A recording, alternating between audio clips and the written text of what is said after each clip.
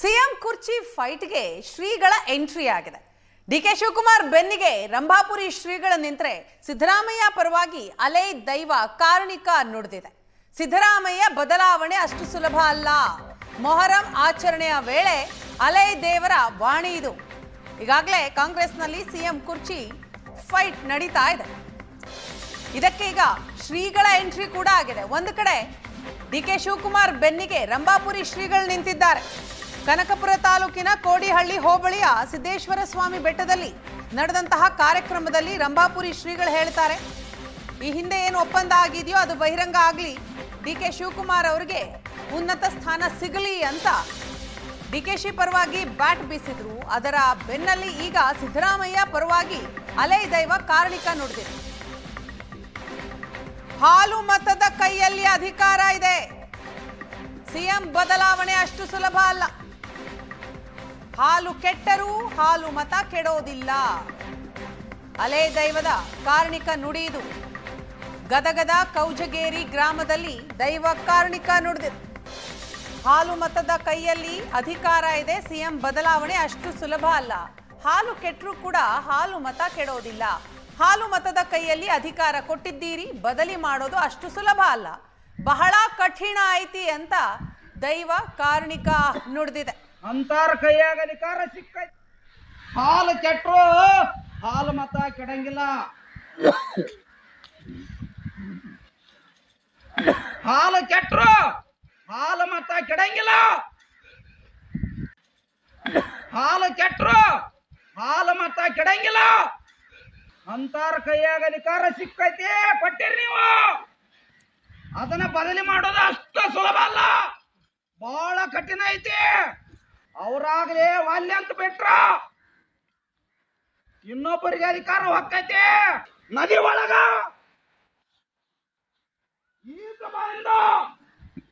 ಈಗ ಬರುವಂತ ಭೂಪ ಬೇಕ ಅಧಿಕಾರ ಬದಲಾವಣೆ ಆಗ್ಬೇಕಂದ್ರ, ಅಂದಾಗ ಮಾತ್ರ ಅಧಿಕಾರ ಬದಲಾವಣೆ ಆಕೈತಿ, ಇಲ್ಲ ಅಂದ್ರೆ ಇಲ್ಲ. ಹಾಲು ಕೆಟ್ಟರು ಹಾಲು ಮತ ಕೆಡಂಗಿಲ್ಲ. ಅಂತಾರ ಕೈಯಾಗ ಅಧಿಕಾರ ಸಿಕ್ಕೈತಿ, ಕೊಟ್ಟಿರಿ ನೀವು. ಅದನ್ನ ಬದಲಿ ಮಾಡೋದು ಅಷ್ಟು ಸುಲಭ ಅಲ್ಲ, ಬಹಳ ಕಠಿಣ ಐತಿ.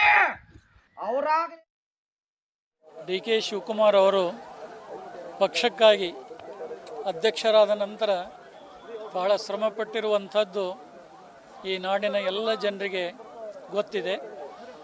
ಆದರೆ ಪಕ್ಷ ಜಯಬೇರಿ ಆದ ನಂತರದಲ್ಲಿ ರಾಷ್ಟ್ರೀಯ ನಾಯಕರಾಗಲಿ ರಾಜ್ಯದ ನಾಯಕರಾಗಲಿ ಸಮಾಲೋಚನೆಯನ್ನು ಮಾಡಿ ಏನು ಒಳ ಒಪ್ಪಂದ ಏನು ಆಗಿದೆ ಆ ಒಳ ಒಪ್ಪಂದ ರಾಷ್ಟ್ರೀಯ ನಾಯಕರಿಗೆ ಮತ್ತು ಮುಖ್ಯಮಂತ್ರಿ ಸಿದ್ದರಾಮಯ್ಯನವರಿಗೆ ಡಿ ಕೆ ಶಿವಕುಮಾರ್ ಅವರಿಗೆ ಮಾತ್ರ ಗೊತ್ತು ಹೊರತು ಬೇರೆ ಯಾರಿಗೂ ಕೂಡ ಗೊತ್ತಿಲ್ಲ. ರಾಷ್ಟ್ರೀಯ ನಾಯಕರ ಸಮ್ಮುಖದಲ್ಲಿ ಆದಂಥ ಒಡಂಬಡಿಕೆಯಿಂದ ನಡೆದುಕೊಂಡ್ರೆ ಆ ರಾಜಕಾರಣಿಗಳೆಲ್ಲರಿಗೂ ಕೂಡ ಗೌರವ ಇದೆ. ಈಗಾಗಲೇ ಈ ಬಗ್ಗೆ ಮಾಹಿತಿಯನ್ನು ಕೊಡ್ತಾರೆ ನಮ್ಮ ಗದಗ ಪ್ರತಿನಿಧಿ ಗಿರೀಶ್. ಇದೀಗ ನಮ್ಮ ಜೊತೆ ಫೋನ್ ಸಂಪರ್ಕದಲ್ಲಿದ್ದಾರೆ. ಗಿರೀಶ್, ನಾವು ಗಮನಿಸ್ತಾ ಇದ್ದೀವಿ ಕಾಂಗ್ರೆಸ್ ಪಾಳಯದಲ್ಲಿ ಸಿಎಂ ಕುರ್ಚಿಗಾಗಿ ಬಹಳ ಫೈಟ್ ನಡೀತಾ ಇದೆ. ಈಗ ಶ್ರೀಗಳ ಎಂಟ್ರಿ ಎನ್ನುವಂತೆ ಡಿಕೆಶಿ ಪರವಾಗಿ ರಂಭಾಪುರಿ ಶ್ರೀಗಳು ಬ್ಯಾಟಿಂಗ್ ಮಾಡಿದ್ದಾರೆ. ಮತ್ತೊಂದು ಕಡೆ ಮೊಹರಂ ಆಚರಣೆಯ ಸಂದರ್ಭದಲ್ಲಿ ಅಲಿ ದೇವರ ವಾಣಿ. ಸೊ ಅಲಿ ದೇವರ ವಾಣಿ ಹೇಳ್ತಾ ಇರೋದು ಏನು, ಏನ್ ಸೂಚನೆ ಸಂದೇಶವನ್ನ ಕೊಡ್ತಾ ಇದೆ? ಎಸ್ ವೀಣಾ, ಪ್ರತಿ ವರ್ಷ ಮೊಹರಂ ಹಬ್ಬದ ಪ್ರಯುಕ್ತ ಸಂಜೆ ಅಗ್ನಿ ಹಾಯುವ ಒಂದು ಕಾರ್ಯಕ್ರಮವನ್ನ ಕೌಜಿಗೆ ಗ್ರಾಮದಲ್ಲಿ ತಲತಲಾಂತರದಿಂದ ಮಾಡ್ತಾನೆ ಬಂದಿದ್ದಾರೆ. ಹಿಂದೂ ಮುಸ್ಲಿಂ ಭಾವೈಕ್ಯತೆ ಹಬ್ಬ ಅಂತ ಹೇಳಿ ಇದನ್ನ ಆಚರಿಸ್ತಾರೆ. ಈ ಸಂದರ್ಭದಲ್ಲಿ ನಿನ್ನೆನೂ ಕೂಡ ಈ ಅಗ್ನಿಯ ಹಾಯುವ ಮುನ್ನ ಫಕೀರ್ ಸಾಬ್ ಅನ್ನೋ ವ್ಯಕ್ತಿ ಇವನ ಮೇಲೆ ದೈವ ಆಹ್ವಾನ ಆಗಿರುತ್ತೆ.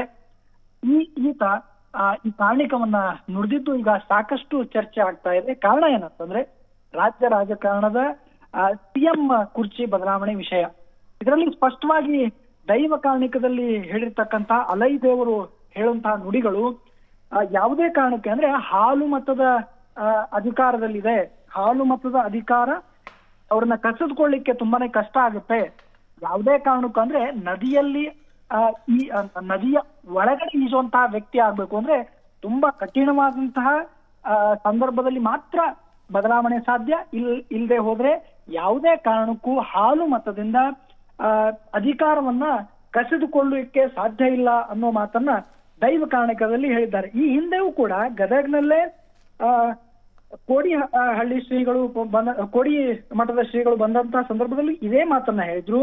ಹಾಲು ಮತದಿಂದ ಅಧಿಕಾರವನ್ನ ತೆಗೆದುಕೊಳ್ಳಲಿಕ್ಕೆ ಸಾಧ್ಯನೇ ಇಲ್ಲ, ತುಂಬಾ ಕಠಿಣವಾದಂತಹ ಮಾತನ್ನ ಹೇಳಿದ್ರು. ತುಂಬಾ ಕಠಿಣವಾಗುತ್ತೆ ಈ ಹಾಲು ಮತದಿಂದ. ಇದರ ಹಾಲು ಮತದ ಹಿಸ್ಟ್ರಿಯನ್ನ ನೋಡಿದಾಗ ಇವರು ತಲೆತಲಾಂತರದಿಂದ ಆಳ್ವಿಕೆಯನ್ನ ಮಾಡಿದಂತವ್ರು, ಇವರಿಂದ ಅಧಿಕಾರವನ್ನ ತೆಗೆಯುವಂತದ್ದು ಕಷ್ಟ, ಅವರಿಂದ ಕಸಿದುಕೊಳ್ಳುವಂತದ್ದು ತುಂಬಾನೇ ಕಷ್ಟ.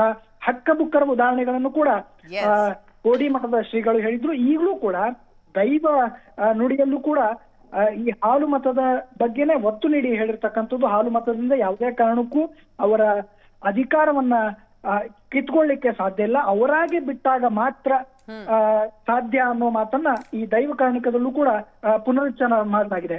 ಬೇಡ. ಎಸ್, ಥ್ಯಾಂಕ್ ಯು ಗಿರೀಶ್ ತಮ್ಮ ಡೀಟೇಲ್ಸ್ಗಾಗಿ.